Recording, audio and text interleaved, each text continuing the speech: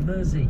People in 2,000 homes in East and West Didsbury and Northern Dun have been forced to evacuate to rest centres that have been set up by the local council. A severe flood warning is still in place, with more rain expected later this morning for the area. The prevalence of coronavirus across England is believed to have increased by 50% between early December and the second week of January. The latest REACT study from Imperial College London suggests last week 1 in 63 people were infected. The researchers are worried about a recent uptick in cases and say their report doesn't yet reflect the impacts of the national lockdown. Tony Blair is calling for the current vaccination rates to be doubled so that people can get back to normality as soon as May. The former Prime Minister thinks delivering up to 600,000 jabs per day would mean almost all restrictions could be lifted by then. In the city, the FTSE 100 will reopen at 67.12 after closing up 27 points yesterday. The pound buys $1.36 and €1.12. The weather colder and brighter for most today. Some wintry showers mainly in the north and west. Cloudier over the northeast of Scotland, which will see some heavy rain and snow. A high of 8 degrees. From Birdwell's newsroom, I'm Simon Conway. Jen's new smart speaker should be teaching her to cook a chicken. But it's not, because her Wi-Fi doesn't reach the kitchen, so she's winging it. Puts on the ceiling is serve. Oh, why, Jen? Why buy the best home tech if your Wi-Fi won't support it? Well, with BT Complete Wi-Fi, that bird can still be basted. Only BT gives you reliable Wi-Fi in every room or £100 money-back guarantee. Why choose anyone else? BT, beyond limits. Up to 3 clicks to guarantee 10 Mbps in every room or £100 off your next bill. Terms apply.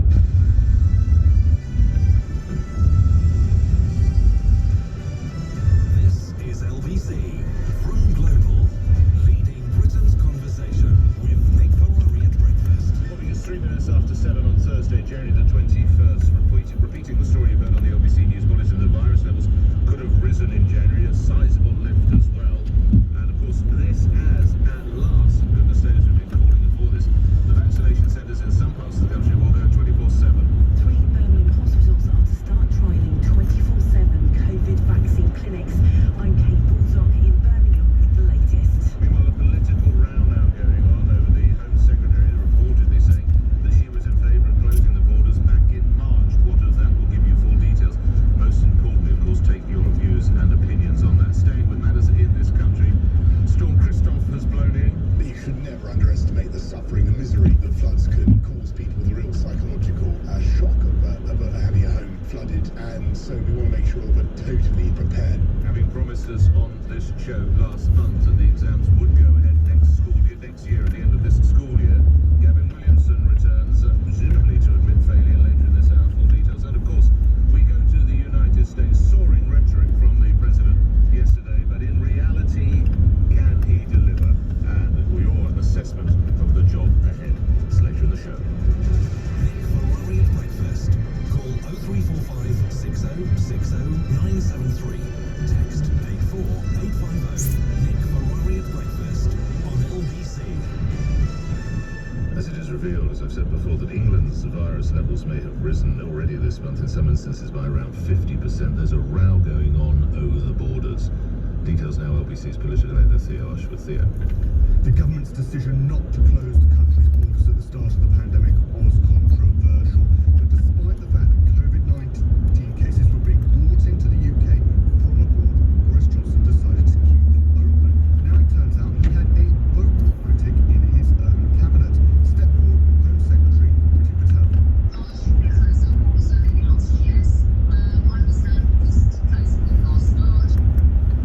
Priti Patel was speaking to the Conservative Friends of India on Tuesday night via Zoom. It was meant to be a private admission.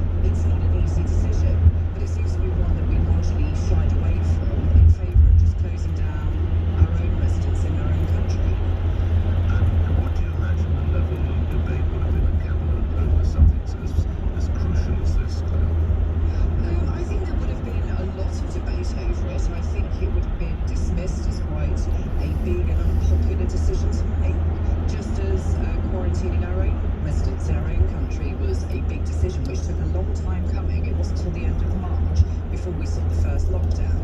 So there would have been debate, but it didn't come out the way I would have hoped. How damaging is this for the government? The possibility that there has been let's put it as a disagreement at cabinet level over this. Well, cabinet disagreements are never good for government. Collective responsibility is there for a purpose.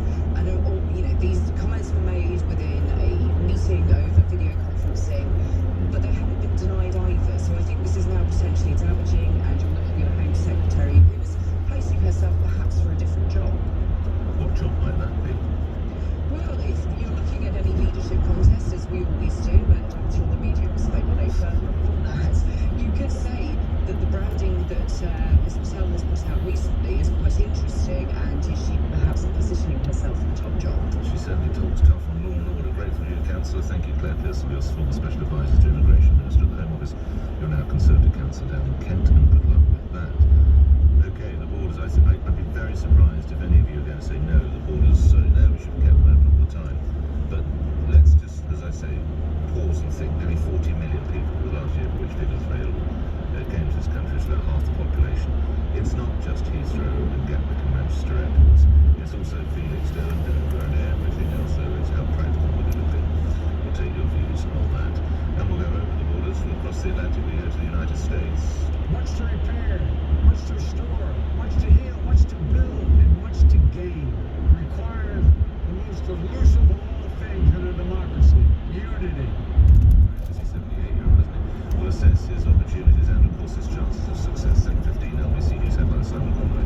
President Biden has signed a series of executive orders reversing some of Donald Trump's policies hours after his inauguration. Thousands of homes across the northwest of England and North Wales have been evacuated overnight as Storm Christoph brings flooding. Research suggests the COVID infection rate in England continued to rise at the start of the new national lockdown. The weather cold and windy with wintry showers, a high of 8 degrees. LBC Travel, I'm Joanne. Wherever you need to travel, it's very slow on the M20 westbound, junction 4 at Leybourne, and that's following an accident. One lane's closed on the M25 clockwise just before junction 26 at Waltham Abbey, and that's because a car's broken down. In the West End, Oxford Street stays closed westbound from Oxford Circus, so all the buses that usually go that way are on diversion. The Blackfriars Underpass remains closed both ways, that's for the emergency repair works. And on the train, Southern services can't run between Oxford and Uckfield, and South Eastern services remain suspended between Gillingham and Faversham, and Thameslink trains can't run between Gillingham and Raynham. This is LBC. Olay Collagen Peptide Day Cream, half price at $17.49. Great price. Thank you for shopping safely at Boots. Don't forget, with click and collect or home delivery, we're here for you however you shop. Great advice. You're welcome, Susan. Great price. Great advice. Half price on Olay's collagen range. In store, online, or via the app. Boots. Let's feel good. Introductory offer. Price will be $34.99 from the 9th of March, subject to availability. Charges and exclusions may apply. For full T's and C's, see boots.com. Call Nick Ferrari now. 0345 6060 973 LBC. If you've lost money on investments missold by a bank or financial advisor, A&K Legal can help. Simply text GOOD to 78900. Someone in your supermarket who's pushed the same trolley or held the same basket is highly likely to have COVID-19. This is a national health emergency. Around 1 in 3 people have no symptoms and are spreading it without knowing. So try to limit how often you shop and try to go alone. Always cover your nose and mouth. Keep a safe distance and use hand sanitizer regularly. Stop the spread. Stick to the rules. If you bend the rules, people will die. Stay home. Protect the NHS. Save lives. The Vodafone Big Winter Sale is still on. Save £96 on the Xiaomi Mi 10T Lite. Now only £34 per month plus £29 up front with 6 GB of data. Switch to the UK's best network as voted by readers and trusted reviews. Ready? Vodafone. CPI plus 3.9% increase each April. Ends 28th of January. Minimum term agreement, credit check and terms apply. Saving info and reward verification at Vodafone.co.uk.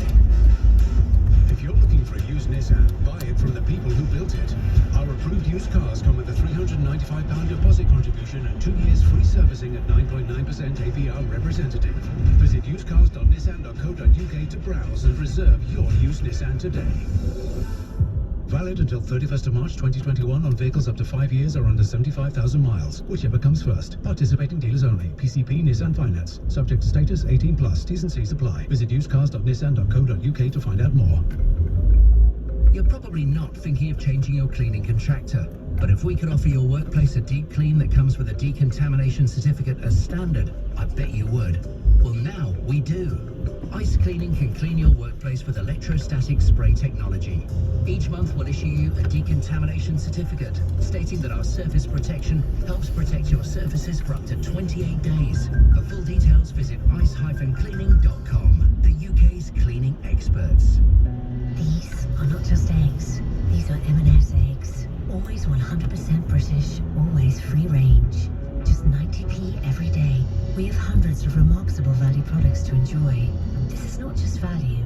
This is here to stay everyday remarkable value from M&S. All our stores are open. Nick Ferrari and Breakfast on LBC. Call 0345 6060 973.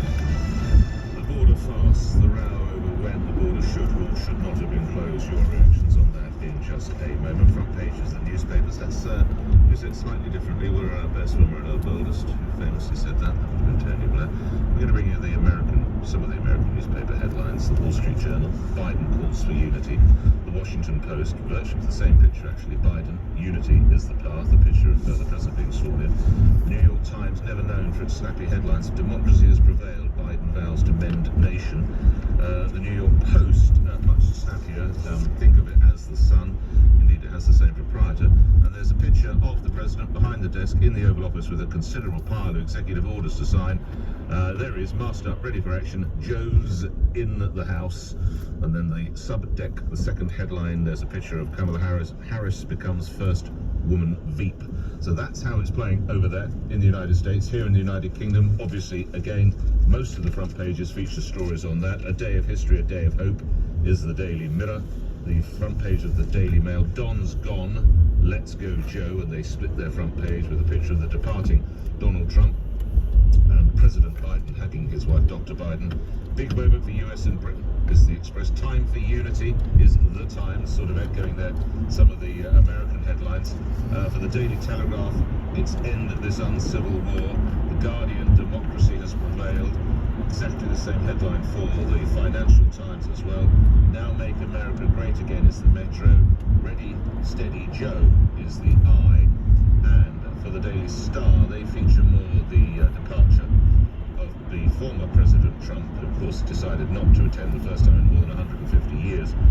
A departing president did not attend an inauguration. They portray him in that green figure. He called him the Incredible Sulk.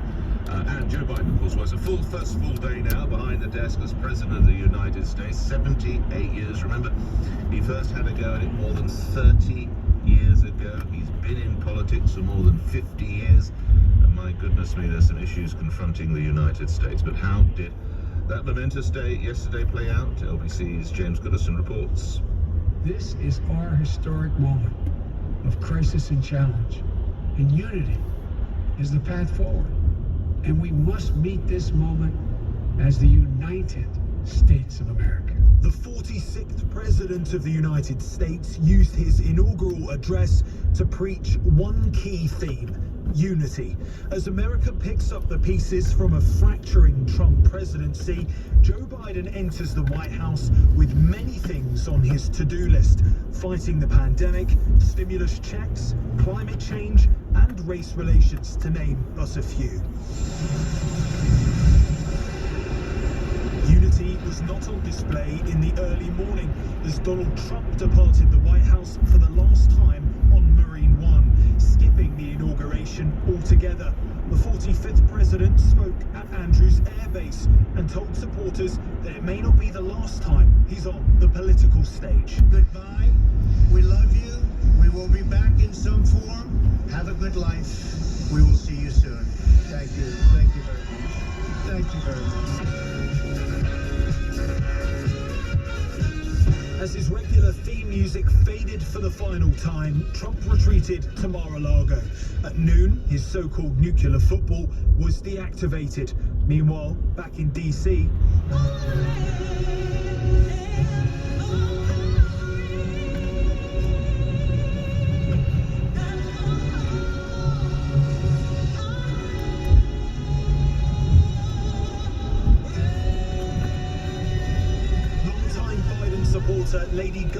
sung the national anthem. Due to COVID, no crowds this year. In their place, thousands of American flags rustling in the brisk wind. Then, a woman from Oakland, California made history. I will now faithfully discharge the duties of the office on which I am about to enter. The duties of the office upon which I am about to enter. So help me God. Kamala Harris is the first woman to become vice president and the first black and Asian American person in the role. Up next, Joe Biden, his wife holding a huge Bible that had been in the family for over 100 years. Then, his speech, setting out plans for the near future. We'll press forward with speed and urgency, for we have much to do in this winter of peril and significant possibilities. Much to repair, much to restore, much to heal, much to build, and much to gain. It requires the most elusive of all things in a democracy: unity. Biden got straight to work, signing executive orders, 9 of them directly reversing Trump policies, including rejoining the Paris Climate Agreement, cancelling Donald Trump's wall, and asking Americans to wear masks for 100 days. Requiring, as I said all along, mandating masks be worn and social distancing be kept on federal property and interstate commerce, etc. This is the first sign. As Joe Biden wakes up in the White House today, he'll have to pick what his first battle will be.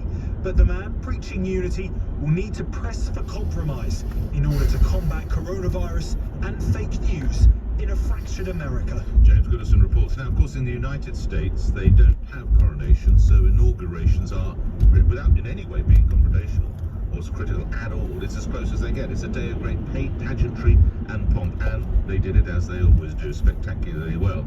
But there's an emotional and indeed a religious aspect as well. The benediction at the inauguration of President Biden, given by long-standing family friend from whom you'll hear in a moment, Reverend Dr. Sylvester Beeman. This is our country. As such, teach us, O God, to live in it, love in it, be healed in it, and reconcile to one another in it, lest we miss kingdom's goal. Your glory, majesty, dominion, and power. Hallelujah. Glory, hallelujah. In the strong name of our collective faith.